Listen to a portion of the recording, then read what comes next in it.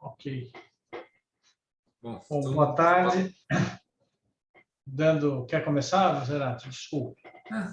Começar então dando boa tarde para todos, né? Eu convidá-los então para essa reunião dessa semana, né? Que a respeito das endopróteses, né? Para a aorta como escolha endoprótese, assunto interessante, né? Porque que acho que provavelmente periodicamente a gente vai acabar tendo que mexer, né, de tratar do assunto, né, porque são próteses que entram, saem do mercado, as características diferentes, acho que vale a pena a gente abordar o assunto, né, quem vai falar a respeito desse tema é o André Stensoro, né, coordenador aqui do núcleo, que conhece bastante essas marcas, características de cada prótese, com os comentários do professor Pedro, que também domina bastante o assunto. Já agradeço aos dois. E passo a palavra então para o André. Acho que a gente podia começar já, então, né, André? Obrigado. Boa tarde. Uma sugestão do Zerati para a gente conversar sobre isso. Como que a gente escolhe a endoprótese para a correção endovascular do aneurisma da aorta abdominal.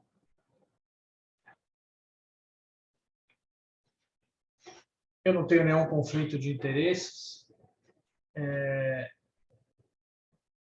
As endopróteses elas vão evoluindo ao longo do tempo, elas são para tratar a mesma coisa, né? Mesmo que sejam sempre o território aorto-ilíaco, elas mudaram muito ao longo do tempo de característica, e mesmo que elas funcionem para a mesma coisa, cada uma tem uma característica que coloca elas num terreno diferente. Eu não tenho a pretensão de falar sobre tudo e todas as características, mas passar por algumas coisas onde a gente pode ter dificuldades, dar algumas dicas ou tricks para cada situação, e que, infelizmente, essas situações não acontecem sozinhas, né? Às vezes acontece mais de uma ao mesmo tempo, a gente tem que fazer escolhas, mas, como eu disse, elas foram desenhadas para a mesma coisa. Então, 95% das vezes, a gente vai conseguir resolver com a endoprótese que a gente está mais acostumado. Elas estão desenhadas e são eficientes, são efetivas, elas têm que ser disponíveis, óbvio, em cada terreno a gente vai ter a disponibilidade de endopróteses diferentes. Como disse, eficiente, ela tem que ser versátil para todas essas situações, não é para tudo, mas para uma boa parte. E tem que ser uma prótese de fácil manuseio, com uma boa navegabilidade, uma liberação simples e precisa. E, principalmente quando a gente fala das endopróteses novas, que tendem a ter um perfil menor, tem várias características diferentes, mas o problema da durabilidade, que já é um problema natural da endoprótese, ele fica mais acentuado e é uma coisa que a gente tem que prestar atenção. Então, essas novas opções e outras que a gente está dando não são para todos os casos, são para os casos que a gente realmente precisa para lançar mão. Então, desde a década de 80, isso já vem com volumes, os mais velhos já passaram por todas essas endopróteses, a gente tinha essa que permitia que a gente cortasse ela na hora, que é a Corvita, era reposicionável, chegou num formato que era dessa Ancure, que é a mais parecida com o que a gente usa. Então, esses são os formatos de hoje, né, vamos dizer assim, que, como eu disse, obviamente evoluíram para uma infinidade de próteses. Então, eu vou dar os nomes só para a gente saber, né? Essa daqui é a Encraft, essa é a Gore Excluder, esta é a Zenith, essa é a Medtronic Valiant, esta é a EFX da Endologics, esta é a Ovation, que também é da Endologics, esta é a Anaconda, esta é a Minus, é uma prótese nacional, essa é a Nelix, essa aqui eu acho que também é uma nacional, não lembro o nome, essa é a Orfix. Quer dizer, a gente tem várias, eu com certeza esqueci de algumas aqui, mas é só para mostrar que a gente tem várias, cada uma com a sua característica que pode ajudar a gente em alguma situação. A gente vai olhar a endoprótese com todas as características que ela tem quando a gente quer escolher, né? Ela pode ser monilíaca, biilíaca, dentro das biilíacas, ela pode ser bimodular, trimodular, pode ter mais um componente que é a bifurcada de ilíaca, cada uma com as suas vantagens. Obviamente, a bimodular tem um componente a menos, tem um lugar a menos para dar problema, só que ela vem de um tamanho meio fixo, então, se eu errar a medida, eu posso cobrir uma hipogástrica, quer dizer, ela não é ideal por isso, mas se eu conseguir usar uma prótese com uma conexão a menos, ajuda. A monilíaca nem sempre é tão simples, a gente usa em situações mais adversas, mas preciso saber quais tem, né? Hoje a gente tem poucas, acho que sobrou só uma. Se ela usa um endoesqueleto ou um exoesqueleto, o endoesqueleto às vezes tem umas vantagens, a gente vai citar. Da sua conformação, ela tem um stent que mantém esse tecido aberto, e esse stent é o que deu a possibilidade de a gente tratar para poder dar um pouco de oversize e dar força radial, cada um com a sua característica. Eles podem ser o Z-stent, que é aquele stent em onda, ou circular. O circular tem menos força radial, mas é mais conformável, né, na prótese. O stent pode ser de aço ou cromo cobalto, tem uma força radial maior que o nitinol, mas ocupa mais espaço, pode quincar, tem as suas desvantagens. Tecidos mesmos que a gente está acostumado na cirurgia aberta, pode ser DACA no PTFE, e depois as suas características mais funcionais, que pode ser a fixação, que pode ser infrarrenal ou suprarrenal. O suprarrenal é quando a gente tem um stent acima das renais, um stent não recoberto.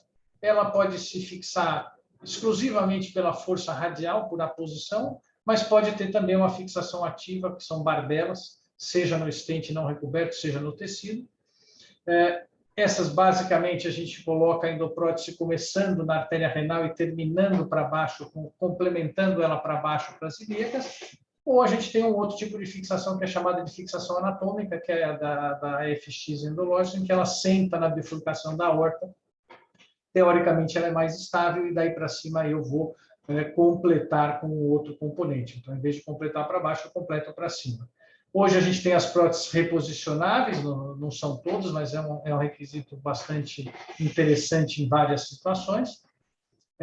E umas novas próteses que a gente tem com resina no colo da aorta, ou com resina envolvendo o stent. A gente tem duas próteses que são stents expansíveis por balão, que a gente consegue modular muito bem a sua colocação, sendo que uma tem um saco em volta, de cada um deles chama, uma técnica que não seria o EVAR, seria o endovascular sealing, né, que a gente vai selar a aorta.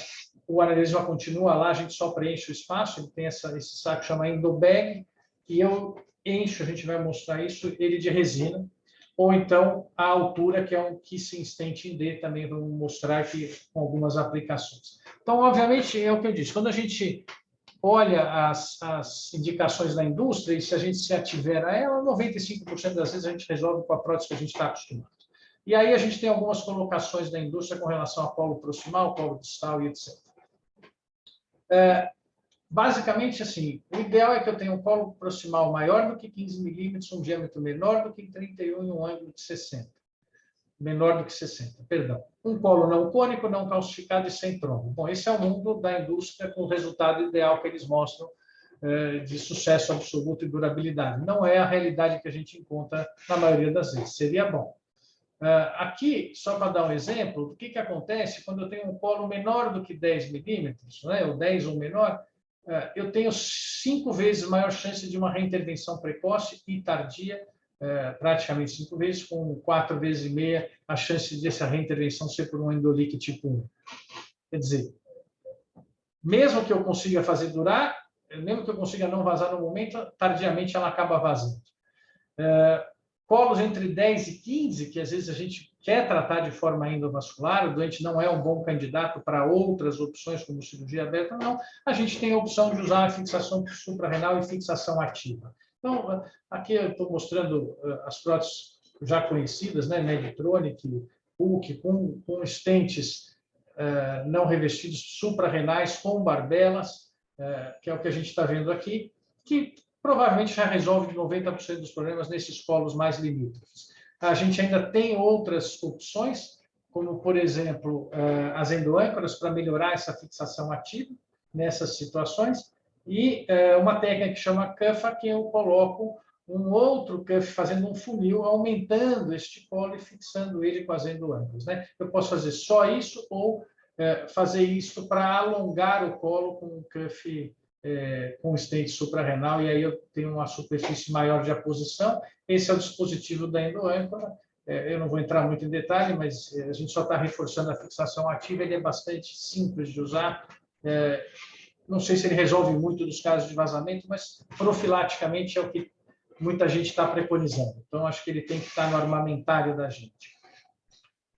Quando o meu colo é curto, por um motivo diferente, que é uma das renais mais baixas, a gente tem a opção de usar uma prótese que chama altura. São 2 stents em forma de D, que vão se apor na parede da aorta, a face reta do D, eu vou mostrar uma outra imagem, vai se contrapor uma à outra, e eu consigo deixar uma em cada altura e aproveitar um pouquinho mais esse colo. Eles são stents também que eu consigo balonar com aço. Ele faz deste jeito a posição, né? Então, a gente vai colocar esse para um lado da aorta, esse para outro aqui no meio. E as alturas, como eu estou mostrando aqui, eu vou escolher onde eu quero deixar e consigo ganhar um pouquinho de colo, por exemplo, deste lado aqui, que é uma das propostas.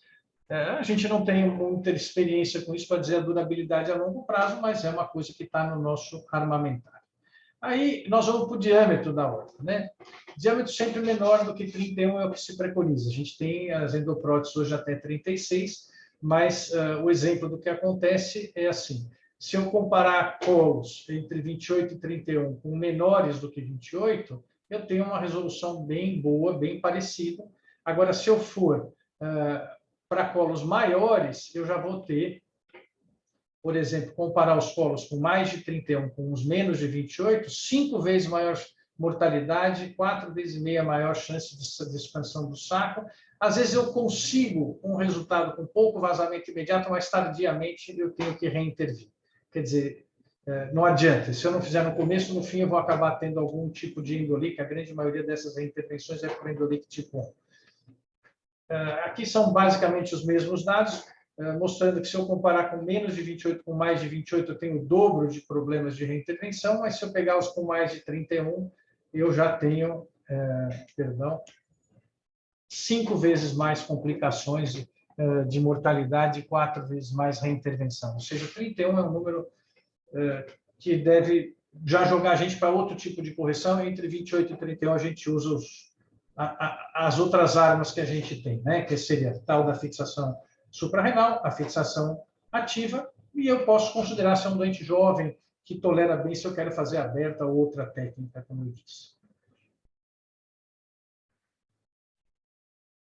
As próteses que a gente já falou de fixação ativa, que vão resolver esses diâmetros, né? As mesmas técnicas que a gente tem para o colo curto vão se aplicar aqui. Se para os diâmetros menor do que 31, eu posso usar tudo isso, como eu disse, sem esquecer que eu tenho opções outras de correção para uma durabilidade maior, né? Aqui eu estou falando da durabilidade. Se for maior do que 31, aí acho que a gente tem que obrigatoriamente procurar outra solução e não usar nenhuma dessas novas, a despeito de termos próteses de calibre 36. Se eu quiser forçar numa situação dessas, eu, pessoalmente, em vez de usar fixação suprarrenal para colos maiores, eu prefiro uma fixação infrarrenal para eu não fechar a porta no futuro para uma endoprótese fenestrada.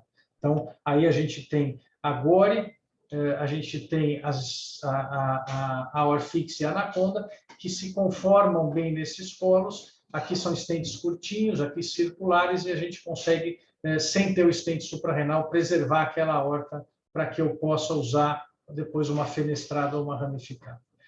Com relação ao ângulo, né, é 60 graus. Então, uma grande parte das próteses se adaptam muito bem a isso. Hoje, a maioria delas já tem uma maleabilidade maior, né, que consegue se acomodar, mas ainda... Esse resultado é de 2019, esse levantamento, a gente tem uma mortalidade 6 vezes maior com um ângulo maior do que 60 e um nível de reintervenção praticamente 4 vezes maior. Quer dizer, quando eu subo acima de 60 graus o meu ângulo do colo, eu tenho que quase que obrigatoriamente ter na mão algumas armas para poder melhorar o meu resultado. Acho que nessa hora as próteses reposicionáveis são muito importantes, elas ajudam muito. Próteses com stents circulares, ou usei stents pequenos, porque melhora a acomodação neste ângulo. Quer dizer, quanto maior o stent, mais difícil é de ele fazer curva, né? Acho que a gente tem algumas próteses que eram muito ruins de curva e acabavam ou desabando, né? Isso é endológico, desabava muito, quando é distal pode entupir. E continuamos com a história da fixação ativa, seja ela a endoâncora, seja ela a fixação ativa que vem no tecido. Agora ainda tem uma laminazinha de PTFE aqui que faz como se fosse uma saia. Quer dizer, se vazar um pouco, ela ainda segura neste intervalo. E essas que acomodam melhor para a gente poder subir. Aqui só para mostrar qual que é a diferença entre o Z-stent e o stent circular, como que ele se acomoda melhor sem o tecido e o que, que acontece quando ele cair num ângulo maior, como ele pode desabar a tua prótese. Os colos cônicos reversos, né? A gente também tem uma chance de precisar reintervir 2 vezes maior do que quando eu não tenho isso. De novo, vou procurar soluções. Se ele não for um bom candidato para outro tipo de correção, eu vou usar os dispositivos que eu tenho, especificamente vão me ajudar nisso. O que eu tenho é a resina, né? Acho que a resina ajuda muito. A gente tinha algumas próteses com resina. Então, essa é a Ovation. Ela tem a resina no colo, ela tem também na perna, mas o importante é essa resina no colo, que permite que isto se apoie melhor naquele colo cônico. Quer dizer, ele apoia aqui em cima, eu preciso de uma distância mínima de uns 13 milímetros da renal mais baixa, e a gente vai ter um selamento melhor. Essa aqui é a Nelix, a gente nunca teve no Brasil, porque são 2 stents de aço com o tal do endobag. Aqui a gente não faz, não é uma posição completa dos stents, o que acontece é que esse endobag completa todo o diâmetro do aneurisma e, teoricamente, isso não se enche de sangue. Infelizmente, essas 2 próteses acabaram saindo do país, estavam com o mesmo representante. Essa acho que nem chegou, mas essa chegou, ela tinha algum resultado bom para algumas situações. Este é o princípio em que a gente vai selar esse colo cônico sem transmissão de pressão. Mesma coisa para colos calcificados ou com trombo. Eu vou procurar usar endopróteses que vão se acomodar melhor. São aquelas com stents menores, a tal da fixação ativa, e aqui o endoesqueleto pode me ajudar, porque o tecido solta do stent, né, para fora do stent, ele está por fora mesmo, e aí ele acaba ocupando alguns espaços que eu não conseguiria com um stent muito rígido. Então, a Endologix é um exemplo clássico desse, a Encraft também é um endoesqueleto. Aqui eu só coloquei agora porque ela tem stents pequenininhos para se acomodar. Há quem coloque também que a história da resina também se adapta bem na história, quando eu tenho cálcio no colo, tendo um selamento melhor do que se fosse puramente por tecido com stent. Aqui eu usou um exemplo, um exoesqueleto, mas com um endoesqueleto isso aqui se acomodaria melhor. Indo para a aorta distal, né, agora saindo do campo do colo proximal, a gente tem diâmetros que podem limitar o nosso trabalho, né, entre 16 e 20. Se for menor do que 16, a gente já está com problemas maiores. Mas entre 16 e 20, a gente tem algumas próteses que vão se adaptar bem. Hoje, as bifurcadas geralmente vão caber bem em aortas de 20, mas lembrando que elas têm pelo menos 12 milímetros de diâmetro cada perna. Então, nós estamos falando de 24. A preocupação não é passar a endoprótese, a gente passa. A preocupação é a durabilidade, se ela quinca, se ela estenosa, eu acabo tendo problemas. Então, da mesma forma, a Endologix é uma prótese que se colocou para essa situação, a FX, em que ela senta na bifurcação e ocupa um espaço menor. Essas pernas a gente tem de 13 ou 16. Ela foi também muito usada para fazer, não aneurisma, mas para recanalizar aortas entupidas por esta característica, né? Como isso aqui fica na bifurcação, ela se adaptaria melhor. Infelizmente, como eu disse, a gente tem alguns resíduos dessa prótese no Brasil, mas não vai ter mais. E temos as monilíacas, que não é o ideal que a gente usa. Também saíram do mercado, acho que a Cook não tem mais a Renault, sobrou só da Medtronic monilíaca, só para lembrar. Mas aumenta o porte da cirurgia, porque muitas vezes tem que colocar um cuff do outro lado, fazer um cruzado, mas é um armamentário que a gente tem que ter na mão. E aí, acho que o que sobrou, só para a gente ter na mente, é a prótese da Medtronic. A gente pode, né, nessas calcificações, voltar para aqueles outros dispositivos em que a gente tem stents em que eu posso quebrar essa prótese e adaptar melhor a esse tipo de situações. Vão funcionar como stents revestidos. Quem ajudou muito nisso foi esse estudo que eu falei chama CERAB, né, que é uma técnica de reconstrução da bifurcação aórtica com stents revestidos. Depois disso, a gente começou a abusar mais na bifurcação calcificada e estreita. Você vai lá e quebra essa bifurcação e cobre com a endoprótese. Também essas endopróteses com endobag ou com a resina de selamento são próteses que se adaptam bem a essa situação. E como eu disse, a gente tem o CERAB, que é a reconstrução da bifurcação, ou uma angioplastia com stent por dentro da endoprótese. É aquilo que é durabilidade. Eu consigo colocar uma aorta pequena, só que eu posso colapsar meu stent. Algumas próteses que eram de aço até mudaram para stents de nitinol, que é a Cook, porque onde ela dobrava, ela acabava evoluindo com obstrução e eu tinha que quase que sempre estentar essa prótese nesse tipo de bifurcação. Então, próteses mais maleáveis, eu vou ter um resultado melhor para essa situação. Ainda no colo distal, onde eu vou apoiar na ilíaca, o ideal é que eu tenha pelo menos um comprimento de 30 milímetros e um diâmetro menor do que 16. Então, de novo, vou escolher as próteses que vão caber nessa situação. Quando eu tenho uma ilíaca muito curta, a população oriental às vezes tem uma ilíaca de 1 centímetro, ilíaca realmente curta, até 3 eu tenho, de novo, a Endologix, que infelizmente saiu do mercado, mas ela se adaptava bem, o ramo mais curto tinha 3. Eu posso voltar para aquelas de stent expansível por balão, né, que é a ovation e a altura, em que eu consigo fazê-las mais curtinhas e parando ali. A outra opção é colocar uma prótese um pouquinho maior e fazer um cano de espingarda com alguns stents recobertos. A gente vai fazer como se são enxertos em paralelo, sempre deixando alguma chance de vazar no meio. E, de novo, sem esquecer que cirurgia aberta sempre pode resolver esse problema. A gente pode transpor a ilíaca interna e aumentar o nosso colo. Quer dizer, sempre temos algumas opções. Não é qualquer prótese que vai se adaptar a isso. Com relação ao diâmetro, já é mais fácil, a gente preconiza 16 por durabilidade, mas a gente tem endopróteses que a gente chama de bell bottom ou pata de elefante.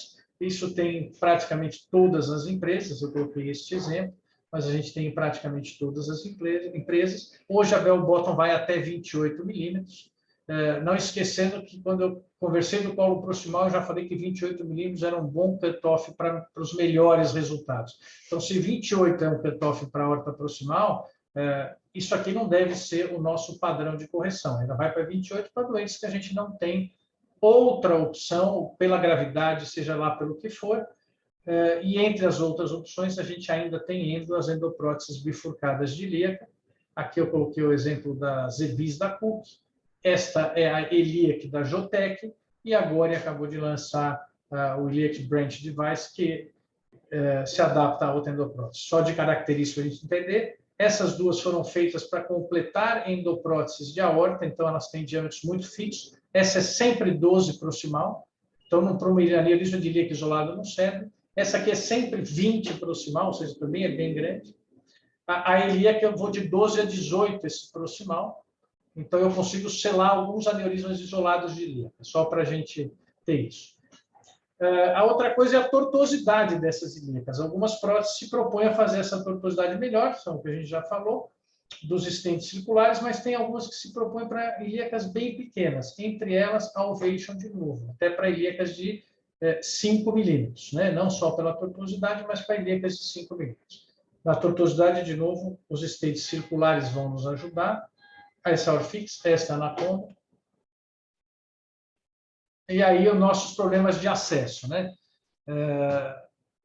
Vasos muito calcificados ou vasos muito finos, a gente tem dificuldade. A indústria preconiza um diâmetro pelo menos de 7 nos nossos vasos de acesso. A Ovation se propõe a 5 milímetros. Infelizmente, como eu disse, ela saiu do mercado. A gente tem alguns truques para usar. Essa é o vejo que eu falei, os stents isolados, as próteses de altíssimo, que eles chamam de baixíssimo perfil, a 14 frente, que é a Encraft da Cordes, a Ovation é 15, esses daqui que são a altura são 14 frente, vão passar bem. Eu tenho como opção, quando na ausência dessas próteses, de fazer os endoconduítes ou uma angioplastia sem stent dessas ilíacas para que eu possa chegar lá com um risco menor para levar esses dispositivos que são maiores do que 14 ou 15. Podemos fazer pontes ou estações de trabalho, também resolvem o problema. Só lembrar, um dos armamentários que a gente tem é essa camisa que é da Terum, chama Solo Path. Ela é uma camisa expansível, a gente entra com um diâmetro pequeno, balona ela se expande, e depois a gente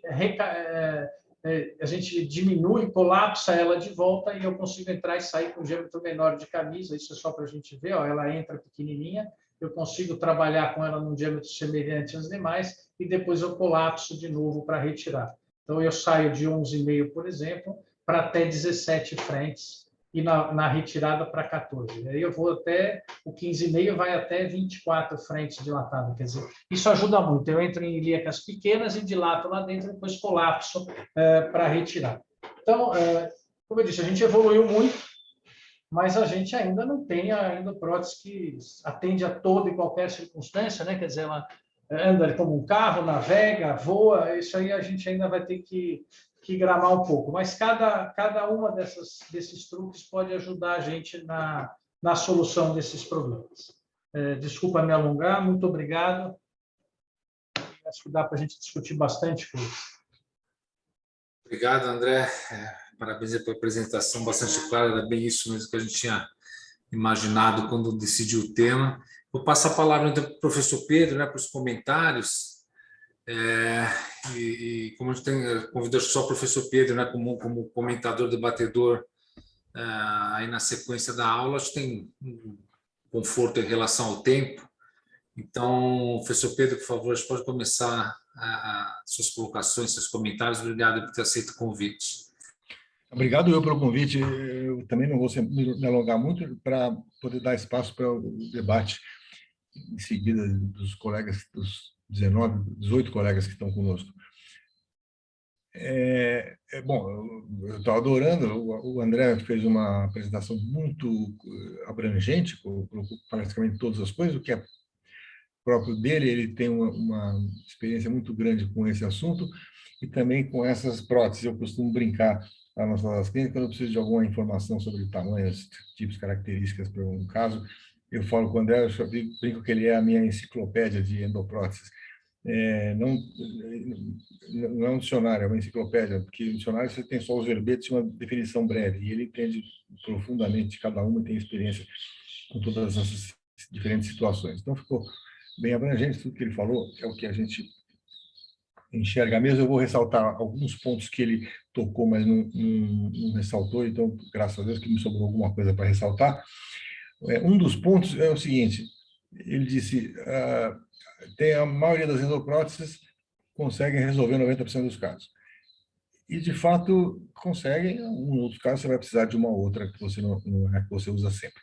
Mas, de maneira geral, a experiência mundial não publicada, talvez até publicada, se eu desconheço, mas ela diz que os resultados são melhores quando você usa sempre o mesmo tipo e a mesma marca.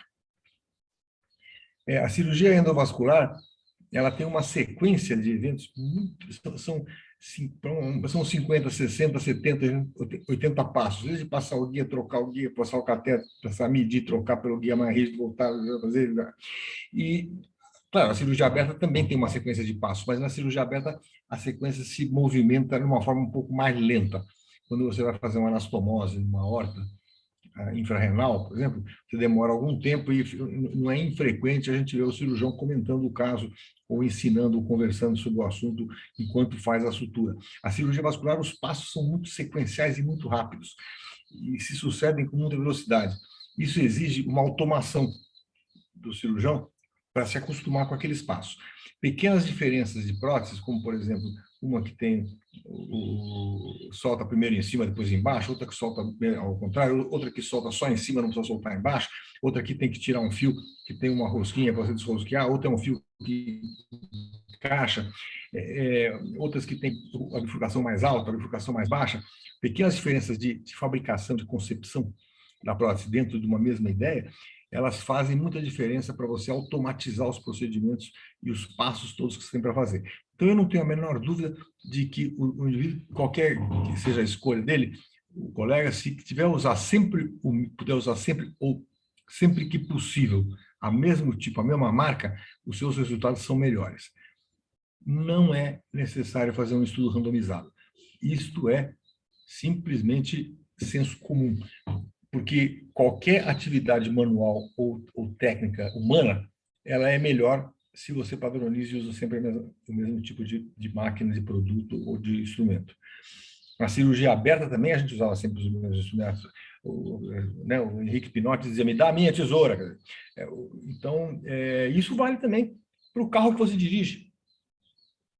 para a máquina que você usa, para o automóvel que você dirige, até para o notebook que você usa, para o software, tudo que você usa sempre igual, você tende a usar com mais eficiência e mais ter resultados melhores. Claro, sem ficar congelado, quer dizer, em casos diferentes você precisa de materiais diferentes e ao longo da vida também profissional você vai às vezes trocando para outro que surge melhor e passa para mudar para outro. Mas uma das recomendações é que a gente procure, pelo menos durante algum tempo, e na maioria dos casos, usar sempre o mesmo.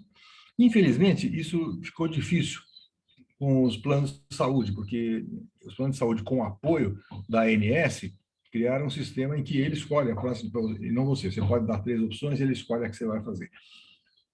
O que é um paradoxo, cria um paradoxo. Ou seja, o paciente do plano de saúde, que deveria ser aquele que tem acesso a materiais melhores, ele vai acabar sendo operado com material que não é o que o cirurgião que vai operar está acostumado. Então, ele sai num prejuízo em relação ao paciente do SUS.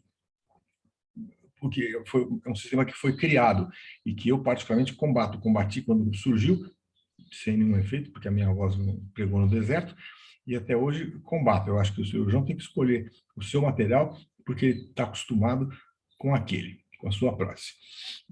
Dentro das variações, um outro tema que eu só tenho mais 2 observações, uma coisa que eu sempre valorizei muito é a presença na sala do representante da empresa. O André falou em disponibilidade, é lógico que a gente fala também em prestação de serviços dessas empresas, em disponibilidade, agilidade de fornecimento, grade de tamanhos, né? Você não adianta você usar uma marca que você tem, se você quiser um sapato 36 ou 38, ela só tem o 42, o 44, o 40, não vai te resolver, porque toda hora você vai ter que mudar de prótese, de modelo, para poder ter aquele tamanho que você quer. Tem que ter a grade toda disponível, com abundância, prestar um bom serviço, uma boa comercialização, e é muito importante o representante. Esses moços e moças, eles estão na sala de cirurgia desde que eu comecei a colocar essas próteses, e eu tenho o maior respeito.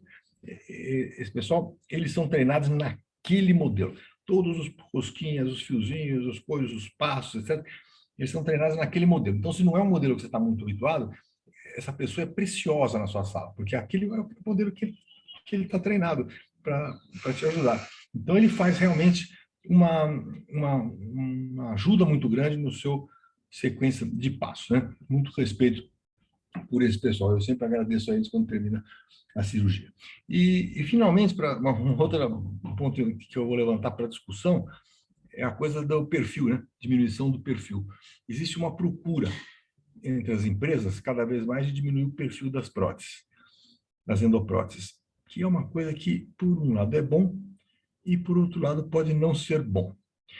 Se você quer fazer a endoprótese da aneurisma da aorta por punção, tem grupos que fazem, aí realmente, quanto menor o perfil, melhor. Porque menor o buraco que você vai fazer e mais fluxo fica para o membro inferior enquanto você está operando. Se você for fazer por dissecção da femoral, não faz muita diferença o perfil. Você vai fazer uma arteriotomia ou uma punção direta da artéria, depois no fim você vai ter que dar uns pontinhos. Se a prótese é 14 frente ou 16, ou 18 ou 20, não faz muita diferença na abordagem por dissecção. Eu, particularmente, gosto de dissecção, porque eu acho que entre a laparotomia e as 2 incisões de 5 centímetros na virilha, nós ganhamos um terreno enorme em termos de menor invasividade. Das 2 incisões de 5 centímetros para 2 punções, com calibre de mais de 12 frente, eu acho que a gente não ganha muito em termos de pós-operatório.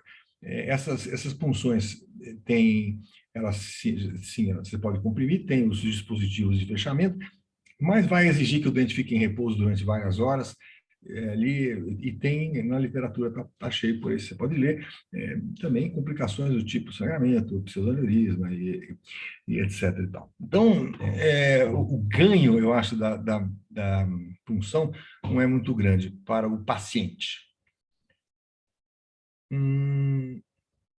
Eu prefiro a dissecção, mas o ganho é grande para a indústria e para o marketing. Então, a indústria muitas vezes procura reduzir o perfil para possibilitar fazer por punção, tentando visar uma ampliação de mercado, especialmente entre médicos que não têm experiência com dissecção da ponta em artéria, etc. Basicamente, com muita frequência, radiologistas. Tem radiologistas que sabem fazer isso, mas outros que precisam de um cirurgião vascular para fazer. Então, ela amplia o leque de freguesia dela, reduzindo o perfil e possibilitando fazer por punção. E tem um efeito de marketing também, que é aquele de dizer para o paciente, olha, não vai ter ponto. Doutor, não tem que tirar os pontos, não tem ponto. Nossa, que maravilha, não tem ponto. O cara fez a cirurgia, não tem nenhum ponto. Então, tem todo um lance aí de marketing, de projeção e de ampliação de mercado para a indústria manufatureira. Eu não vejo muita vantagem para o paciente. Aí você pode me perguntar assim, bom, Pedro, se não tem vantagem, mas também não tem desvantagem, deixa reduzir o perfil. Tem desvantagem, sim, reduzir o perfil. E nós temos que ficar muito preocupados e muito atentos com isso. Como a física de materiais é soberana, ela não muda, para você reduzir o perfil, você tem que mudar os materiais. Você tem que fazer bainhas mais finas, mais delicadas, tecidos diferentes, estentes diferentes, e vai reduzir para reduzir o perfil. Com isso, às vezes, você perde algumas coisas. Por exemplo, bainhas mais finas podem ser mais sujeitas a quebra, dobra, etc. Eu já tive recentemente um caso que, na hora que abriu a endoprótese lá dentro do paciente, a pontinha da bainha soltou um fiapo e o fiapo embolizou o membro inferior. São bainhas muito fininhas. Então, você vai... o afã e o esforço de reduzir o perfil não pode beirar na redução da eficiência a curto e a longo prazo, por causa da redução também da espessura e da rigidez, e da força e da qualidade dos materiais que vão estar colocados ali. Existe um risco disso acontecer, sim. Eu acho que a gente deve ficar atento, né? Especialmente observar a longo prazo essas próteses de perfil cada vez menor.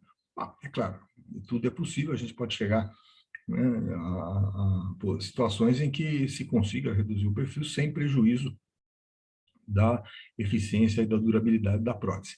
Mas é algo que a gente tem que prestar atenção. Nem sempre reduzir perfil é uma coisa para aplauso, e nem sempre está pensando exclusivamente no benefício do paciente. De resto, eu acho que eu estou também louco por ouvir a discussão, os demais colegas, agradeço pelo convite, e, pô, parabéns, André, foi super bacana a sua apresentação, adorei. Obrigado, professor, pelos comentários. O professor Pedro foi um pioneiro aí no tratamento endovascular dos aneurismas aqui no país. E acho que talvez o principal benefício dessas reuniões que a gente faz é justamente ter essa troca aí de experiência, né, a vivência de cada um, que acho que é uma coisa fundamental é ter essa troca, né, com pessoas como o senhor, aí o André também tem, né, fez uma apresentação bastante interessante para a gente.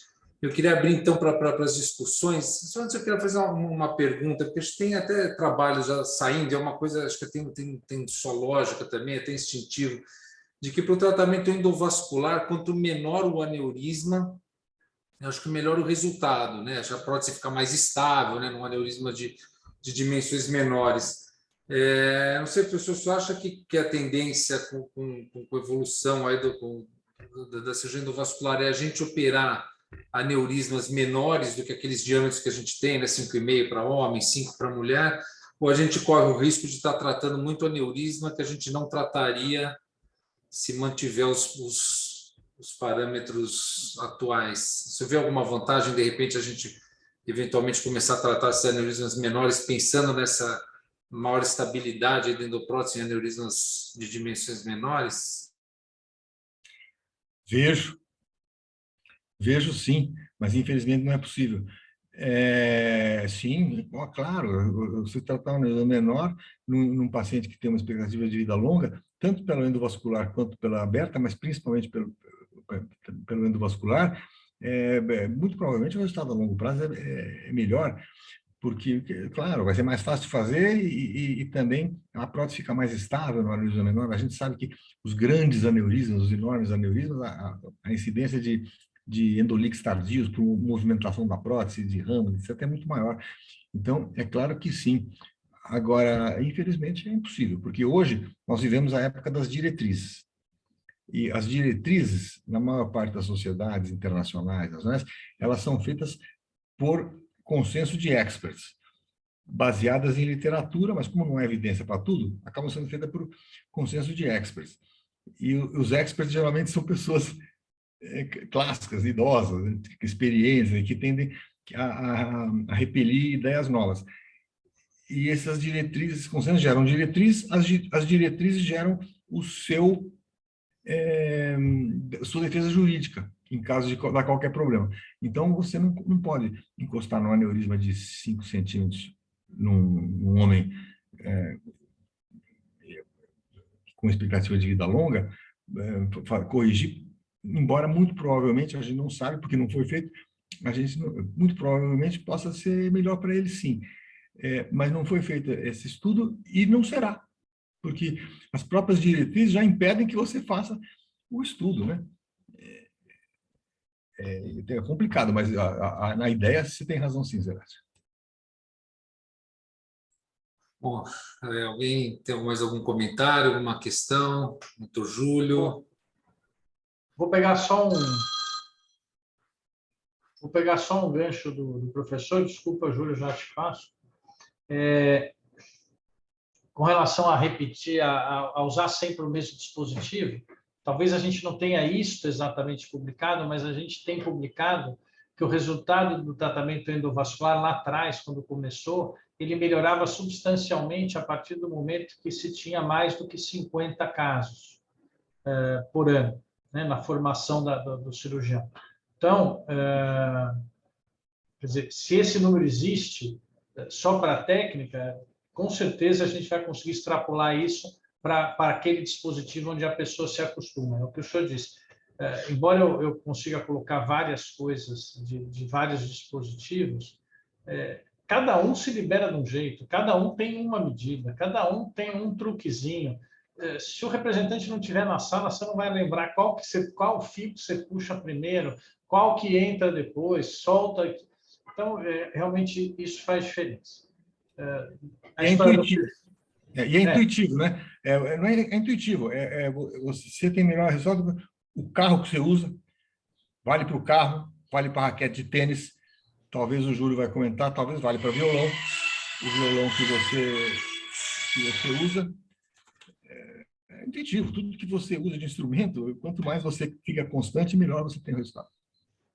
Eu vou também pegar a história do perfil, né? O perfil foi aquela primeira coisa que eu coloquei no slide, o último item que eu mudei até de cor, que é a história da durabilidade, né? A Encraft, que é 14 frentes, são as próteses de ultra baixo perfil, né? Ela até hoje não conseguiu aprovação no FDA, não foi à toa. Estava saindo a Evo da Medtronic, em que foi retirada do mercado por fratura do stent de conexão, aquele stent que fica bem na bifurcação das pernas, que é um lugar onde bate e tem maior mobilidade. Fraturaram-se alguns, ele foi retirado da praça. Ou seja, isso realmente tem um custo. O tecido mais fino também tem um custo a nível de perfuração do tecido, né? Então, quer dizer, isso com certeza. E a história do aneurisma pequeno, e aí eu sei que a gente vai aprender muito daqui a pouco. A primeira coisa que eu vou lembrar é assim, quando eu era residente, aneurisma a gente só opera em quem tem mais de 2 anos de sobrevida.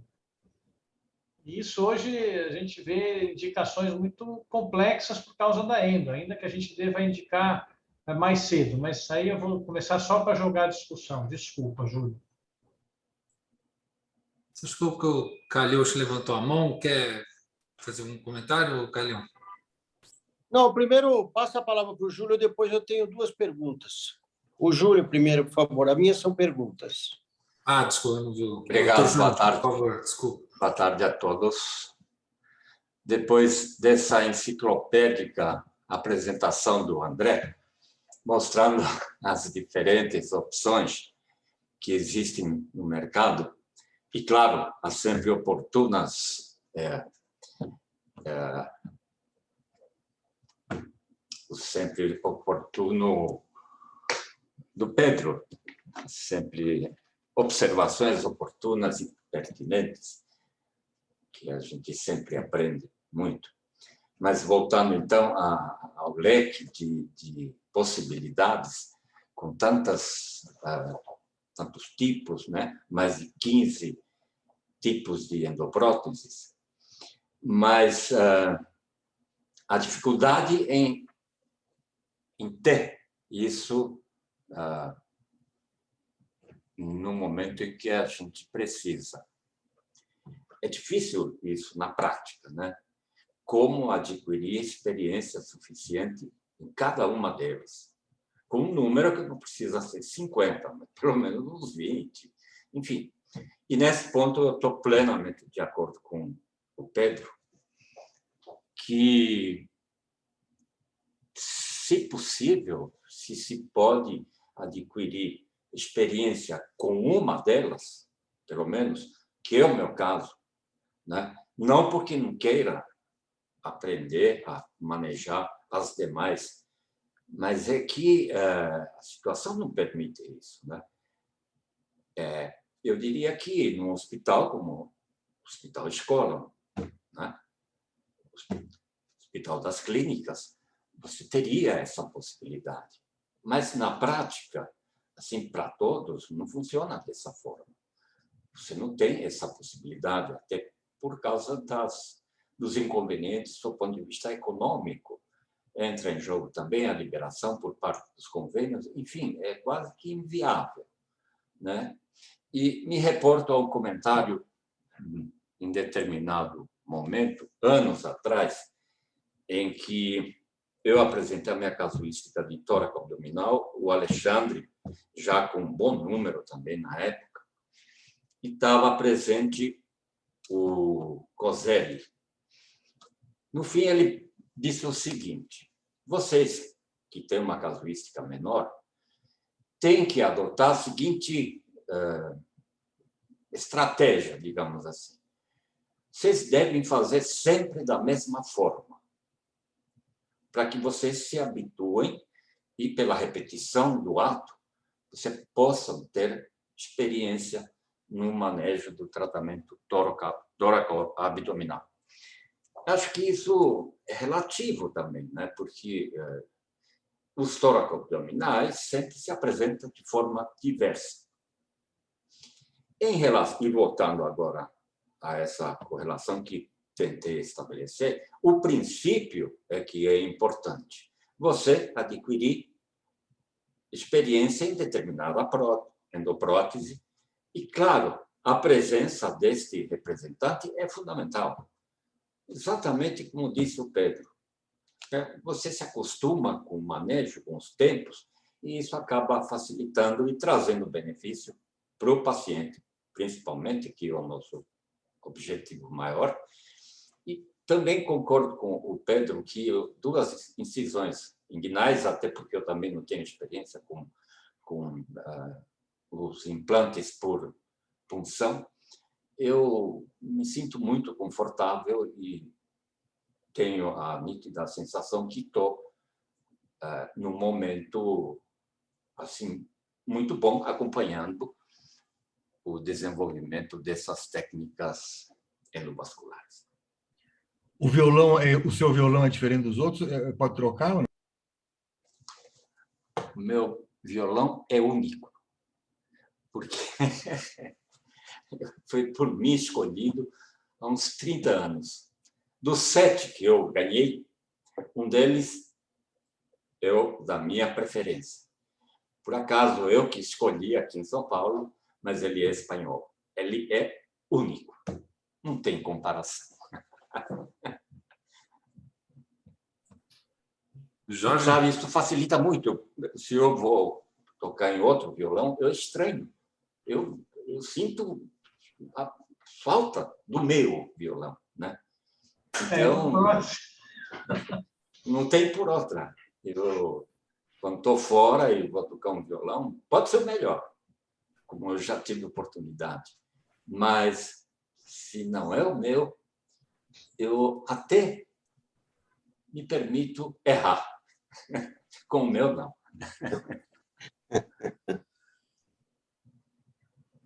Jorge, por favor, e obrigado pela gentileza. Boa tarde, parabéns, Herati, parabéns, André, como sempre nos trazendo temas de extrema importância na nossa especialidade. Eu quero fazer, antes de fazer duas perguntas, eu quero fazer duas observações, e aproveitando o que tanto o Pedro quanto o Júlio falou do violão, fazendo aqui uma leve metáfora, eu digo, vocês sabem qual é o melhor esclerosante do mundo para fazer teleangiectasias, para fazer escleroterapia? O melhor esclerosante do mundo é aquele que você está familiarizado. E nós vemos aí a cada dia se falando, se trocando, atualmente falando e fazer com polidocanol. É um tema paralelo, evidentemente, mas eu insisto, o melhor esclerosante do mundo é aquele que você está familiarizado. Se eu estou familiarizado há 40 anos fazendo com oleato, eu não vou trocar agora. Essa é uma observação. A segunda delas, o que o Pedro falou em relação a pacientes de convênio, que eles lhe oferecem poucas alternativas. Pedro, o convênio, qualquer cirurgia que você vai usar uma órtese, uma prótese, seja uma endoprótese ou até um pequeno stent, eles lhe dão duas alternativas. Imediatamente, essas duas empresas, ao saberem que haverá o procedimento, no dia seguinte ou no mesmo dia, as duas irão lhe visitar no consultório, cada um lhe oferecendo uma vantagem em relação à outra e, às vezes, até algumas benécias que não cabe aqui entrar em discussão. E eu quero fazer duas perguntas ao André. A primeira delas, André, você demonstrou com muita galhardia, nos afortunando com essas informações em relação ao diâmetro e à extensão do colo. Você analisa da mesma forma o paciente do sexo masculino quanto o paciente do sexo feminino em relação a esses colos, uma vez que sabemos a diferença entre as artérias do sexo masculino e feminino? Essa é a primeira pergunta. E a segunda pergunta, quando é, André, que você já decide que não vai tentar o tratamento endovascular? Porque o que nós vemos na prática é que o cirurgião endovascular ele fica sempre propenso a realizar o tratamento endovascular. É muito difícil, principalmente a juventude, optar por fazer, não, essa eu vou fazer aberta. Ainda mais em se tratando de um aneurisma, como o Pedro disse, você vai fazer uma laparotomia chifopúbica, né? Então, quando é que você fala, não, este paciente eu não vou tentar fazer aberto? Uma vez que a juventude vai sempre tentar fazer aberto. São as duas perguntas. Muito obrigado e continuem nos afortunando com temas tão importantes. Parabéns, Herati, parabéns, André. Pedro, um beijo. Faz tempo que não te vejo, hein, Pedro? Eu vou tentar responder, mas assim, com relação aos diâmetros, né? A gente tratou especificamente do diâmetro do colo. Tem o diâmetro da aorta e o diâmetro do colo. Vamos começar só com o colo. Eu só foquei aí nessa história do indicações da indústria, né? Quer dizer, essa história desse diâmetro é a indicação da indústria, mas o que eu vejo, né? Mulher realmente tem um colo menor. O que a gente tenta, e acho que isso é um estudo que veio também lá do HC, da faculdade, é, na medida do possível, dar um oversize seguro, mas nunca demais. A partir de 25%, 30% de oversize, a gente degenera a aorta a longo prazo. Então, acho que isso é uma coisa bastante importante de lembrar. Então, porque é sempre fácil você ir lá e dar um oversize grande. Você fala, não, estou em dúvida, põe o maior. O colo é curto, põe o maior. Mas a gente está pegando um colo que se ele é curto, se ele é mais dilatado, mas principalmente se ele é curto, jogando um stent maior, a chance de ele degenerar e vazar é enorme, né? Isso acho que vale para mulher, tanto para mulher quanto para homem, que para mulher, geralmente, a aorta é menor no corpo. Então, isso é uma coisa. E aí a gente vai ao encontro do que estava propondo o Zerati e o professor Pedro, em que eu acho que quando a gente decide operar aneurismas menores, se fala, não, esse cara tem uma sobrevida muito longa, a gente automaticamente cai num paradoxo, né? Que é a história de quando eu vou indicar aberto. Eu gero um paradoxo para mim, que ele é um doente jovem, com um aneurisma favorável, que eu vou botar um dispositivo, seja ele clássico, de baixo perfil, seja lá o que for, mas é um dispositivo que tem que durar 20, 30 anos e que está sujeito à fadiga de material muito mais do que a aberta. Então, e aí a gente tem recém não é tão recém publicado, né? O NICE, onde na Inglaterra, durante um tempo, pelo menos, não sei se continua, ficou proibido fazer, não sei se o termo é proibido, mas ficou desestimulado, pelo menos, ou não pago, fazer cirurgia endovascular em paciente com aneurisma de aorta eletivo. Só se liberou para roto. Até veio a discussão, como é que o cara vai estar treinado para o roto se ele não fizer o eletivo? Mas o fato é que é o paradoxo que você vai criar automaticamente. A hora que eu indicar no aneurisma menor, anatomia mais favorável, esse aí vai funcionar melhor. Só que ele tem que funcionar por um tempo que eu não sei se vai. E aí eu acho que é a hora que a gente vai esbarrar na história de quando eu vou propor para o doente uma cirurgia aberta, né? Anatomia muito ruim é fácil você propor. Anatomia, o professor Pedro tem um quadradinho que eu carrego para a vida, que é muito fácil, né? Que é a anatomia contra a condição de saúde ou condição clínica do doente, né? São 4 quadrados, uma te leva para endo, a outro ponto te leva para aberta, e aí você fica, quando você está no meio do caminho, que é a grande maioria. Eu não sei, eu gostaria realmente de ouvir as pessoas que têm mais experiência nessa história de operar mais precoce, de propor aberta para o doente mais jovem, porque a pressão da indústria não é só sobre a gente, a pressão da indústria sobre os colegas e sobre o doente é gigantesca com essa história da minimamente invasiva. Eu sempre falo, minimamente invasiva é a cirurgia que dá certo, né? Porque uma endoprótese que dá errado é uma catástrofe também. Posso só complementar, me permite? Eu tenho visto que o apelo da indústria, ela teve início, o embrião começou na América e na Europa, né? Eu tenho dito que até os homeless brasileiros estão trazendo os homeless, o modus operandi dos homeless dos Estados Unidos, né? Que agora eles andam com uma plaquinha que estão com fome, eu até me assusto, tem até Pix, eles pedindo Pix, os homeless aqui na esquina pedindo. Quer dizer, isso também veio dos Estados Unidos. Então, muito cuidado, né, com o apelo da indústria.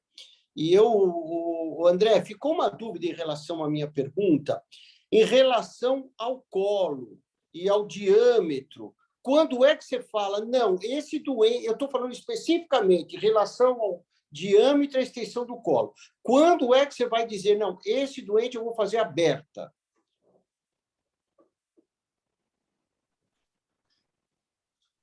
Bom, doente jovem, eu sempre considero. Eles assim, quase nunca aceitam. Estou falando quando a gente tem a opção de oferecer. Você considera, você oferece, o doente não aceita. Não é fácil de fazer o doente aceitar. Tem doente que é proibitivo, né? Aí é fácil, como disse, aquela ponta da curva em que você fala que não dá e pronto, final. E mesmo assim, eu já vi doente ir embora e fazer, e depois está tudo vazando, não adianta nada, e está numa situação muito mais complicada. Teoricamente, né, do que a gente estava conversando, qualquer colo acima de 31, você está autorizado a fazer isso. A outra coisa que me empurra bastante é a ilíaca curta. A ilíaca curta é um pesadelo para resolver. Né? Não é nem tanto o diâmetro, mas a ilíaca curta é um pesadelo. Temos cirurgiões aqui experientes do ponto de vista de cirurgia aberta e de cirurgia endo, que eu também quero ouvir. Não é fácil indicar cirurgia aberta hoje. Não é fácil. Quero aprender também. Várias vezes eu tenho vontade de falar, não, se fosse em mim, eu ia querer aberto. Se eu pudesse escolher o cirurgião, eu ia querer aberto.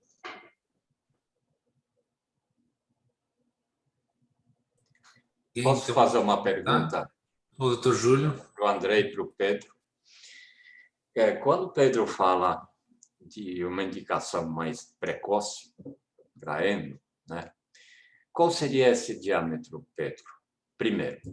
Segundo, aneurismas maiores, né? Maiores que eu digo 7, 8 centímetros. Você mesmo chamou a atenção que a ocorrência de endolite é muito maior do que em aneurismas menores. Você tem um limite também para a indicação de uma endoprótese? É claro, eu estou falando em termos assim, desde que o paciente tenha condições clínicas, tal, né? Mas você fica atento ao tamanho do aneurisma para optar por uma cirurgia aberta? Por exemplo, 7, 8, 9 centímetros, que a gente sabe que está lá e nem sempre é confortável para o doente continuar sentindo essa bola na barriga. Já passei por isso. E ainda mais quando há um endolite presente e o aneurisma é pulsado, em que te obriga a abrir. Júlio, acho que são dois aspectos diferentes. Um é a indicação de corrigir o aneurisma em função do tamanho, qualquer que seja a técnica usada. E aquilo que eu já conversamos nós dois algumas vezes sobre isso, mas agora falando com todos os colegas,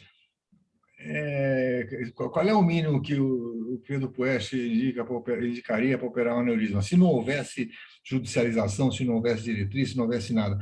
Ou seja, talvez 45. É claro que abaixo de 40 ninguém vai operar nada, nem por um lado, nem por outro. Mas entre os 40 e os 55, depende. Eu já tive pacientes, você também já teve, que tinham aneurisma de 52 milímetros, que não está na diretriz, que é 55, mas que a esposa disse, doutor, ele não quer mais viajar, ele não sai mais de casa, não faz exercício nenhum, não quer mais fazer caminhada com medo que rompa, ele não viaja para não sair fora da proximidade ali do hospital sírio-libanês, ele está ficando histérico, ele está ficando em casa, ele está assustadíssimo com isso, ele acha que vai morrer. Então, às vezes, se o sujeito tem uma boa condição clínica e o aneurisma é muito favorável, por que não corrigir esses 52 milímetros? Né? Agora, fica difícil com o negócio dessas diretrizes todas hoje em dia. A gente precisa, infelizmente, a gente está de mãos atadas. Agora, com relação ao tamanho para endoprótese, sim, os aneurismas maiores em diâmetro, em extensão, eles são piores para endoprótese. Mas os maiores em diâmetro, mas que têm a aorta e colos ilíacas boas, eles podem ser feitos com endoprótese, sim. A remodelação vai causar um número maior de vazamentos. Talvez eles fossem operados melhor por via endovascular, mas aí, desculpe, talvez eles fossem melhor tratados com mais segurança e mais durabilidade com via aberta. Mas aí eu tenho a mesma experiência que o André. Você oferece, o sujeito não quer, ninguém não quer mais. Por incrível que pareça. E isso é natural. Você fala, bom, ao longo dos próximos anos ou décadas, isso vai ser melhor para você, o aberto. Mas as pessoas, quando estão numa situação dessa, elas pensam no imediato, do que elas querem sair vivas disso. E é natural, porque ele está na situação, você não está. Você está pensando a longo prazo, mas ele está pensando a prazo mais curto. Primeiro, ele quer sair fora do problema, e depois vai se preocupar com o futuro do que vai acontecer. É muito pouca gente que quando está doente, tem essa visão de longo prazo, assim, sobre a sua doença. Então, a experiência minha também é com a do André, a gente acaba não conseguindo fazer. Pedro, você segue que diretriz em relação ao crescimento anual ou semestral de um aneurisma para fazer a indicação? O aneurisma cresceu 0,6, 0,8 em um ano. Ele media 4 e está com 4,8. E como você indica? Quando ele aumenta quanto? Tem diretriz, sim, para... Em quanto tempo? Você pretende, às vezes, para crescimento. Eu tenho a impressão que é meio... André, me ajuda aí, você que é a enciclopédia. Qual é a diretriz para crescimento? É 1 centímetro por ano? Meio. Meio em 6 0,8, né? meses? É meio em 6 meses, não é isso?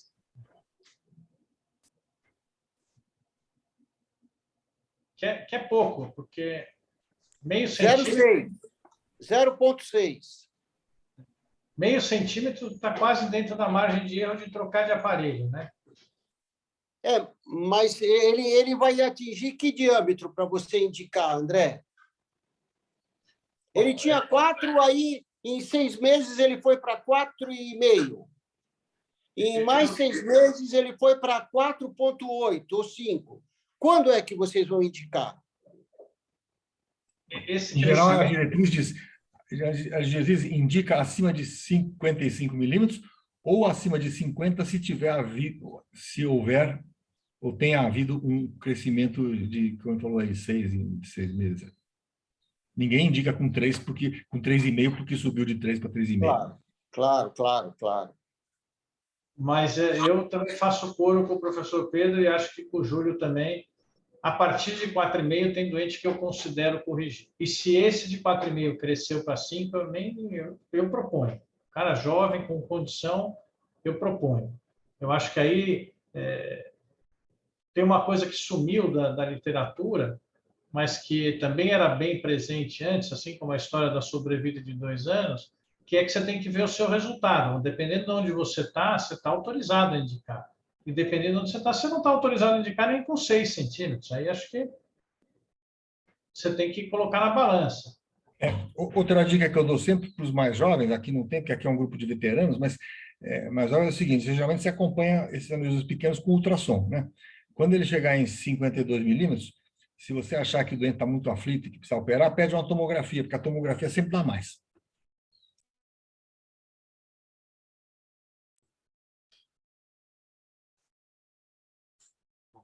Tem mais algum comentário, alguns participantes? Celso, a reunião online é que nem a reunião espírita. Celso está entre nós? Você nos ouve? Que a lista às vezes está desatualizada aí. Eu chamei o Celso porque ele está seguindo também esses endos mais de perto, né? A gente fragmentou o ambulatório em pós-operatório e pré, então eu queria ver se ele tinha alguma sugestão. Não sei se alguém que está acompanhando a gente quer perguntar alguma coisa. Às vezes a gente fica muito em si mesmado aqui. Eu sempre peço que as pessoas tragam as perguntas, tragam os casos. Mas acho que foi ótima reunião, né? Deu para discutir bastante. Acho que a gente ter colocado só o professor Pedro como debatedor ou só um debatedor, acho que a gente ganha tempo na discussão, né? Acabou sendo bastante útil. Eu acho que aquele negócio também é um tema que de tempo em tempo a gente vai ter que acabar revisitando aí, né? Porque a evolução de materiais, de técnicas, ela é constante, né? Então acho que se ninguém mais... o Teofanes quer fazer algum comentário? Ele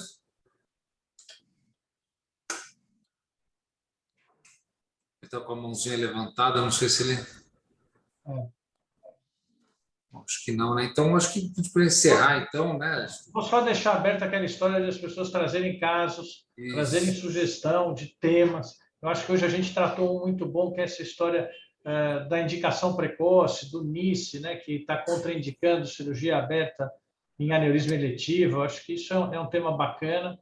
André, eu gostaria de fazer um comentário. Eu sou, acho que, o único clínico que está presente nessa reunião de vocês. Então, eu acho que essa reunião de vocês, embora seja mais relacionada à técnica cirúrgica, a endopróteses na região abaixo do umbigo, embora eu trabalhe acima do umbigo em artérias menores, você sabe disso, aprendi muito com vocês. Eu acho que mais clínicos deveriam ouvir as reuniões da vascular, porque nós que estamos no consultório e que examinamos o paciente do ponto de vista cardiovascular e que, evidentemente, palpamos barrigas, fazemos ultrassom de abdômen e surpreendemos aneurismas da aorta, assintomáticos, na maioria das vezes, nós não temos essa visão que vocês têm, com conhecimento profundo das endopróteses que hoje você expôs de uma maneira magnífica. Posso te dizer que eu aprendi muito. O universo das endopróteses na região coronariana é extremamente mais simples.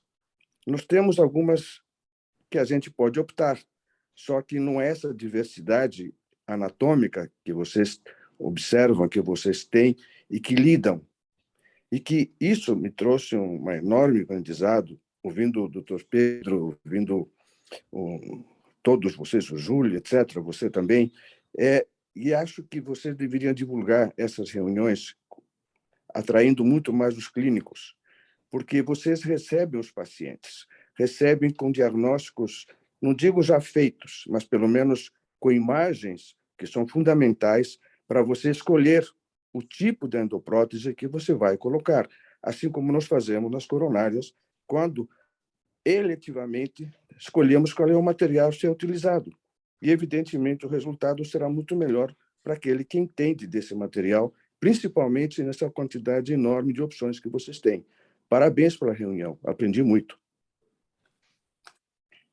Obrigado, Teofanes. É isso, né? Porque acho que a participação das especialidades clínicas na nossa especialidade de cirurgia vascular ela é muito importante, né? E mesmo quando a gente discute algum tema eminentemente cirúrgico, mas quando a gente fala, por exemplo, indica com 5,5, com 5, isso é o que pelo menos eu costumo falar para os meus pacientes. A partir desse dia você começa a pensar em tratamento cirúrgico, mas tudo depende da condição clínica, do risco cirúrgico, né? Então, essa interação da vascular com outras especialidades clínicas, inclusive, ela é fundamental mesmo, né?